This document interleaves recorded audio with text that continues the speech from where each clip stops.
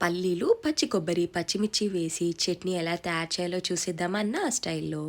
ఒక పాన్‌లో 1 spoon of oil వేసుకొని 2 కప్పుల పల్లీలను యాడ్ చేసుకొని లో టు మీడియం ఫ్లేమ్‌లో పచ్చిదనం పోయే వరకు ఫ్రై చేసుకోవాలి.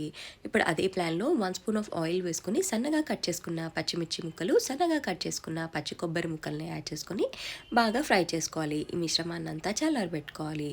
ఇప్పుడు ఒక మిక్సీ జార్ తీసుకొని ఈ మిశ్రమాన్నంతా యాడ్ చేసుకొని తగినంత ఉప్పు, కొద్దిగా బెల్లం పౌడర్, చిటికెడు జీలకర్ర పొడి, ఎల్లుల్లి రెబ్బలు, చింతపండుని నానబెట్టుకొని వాటర్‌తో సహా యాడ్ చేసేసుకోవాలి. ఫైన్ పేస్ట్ లాగా చేసి పెట్టేసుకోవాలి. ఇదంతా డిష్ అవుట్ చేసేసుకున్నాను. ప్యాన్‌లో ఆయిల్ వేసుకొని శనగపప్పు, మినపప్పు, జీలకర్ర, ఎండుమిర్చి, కరివేపాకుతో పోపు వేసుకుంటే అద్భుతమైన పల్లీల కొబ్బరి చట్నీ రెడీ. ఇడ్లీలోకి, దోసల్లోకి చాలా కమ్మగా టేస్టీగా అయితే ఉంటుంది.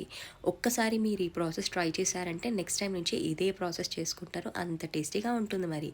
నా వీడియోస్ కనుక నచ్చితే లైక్, షేర్ అండ్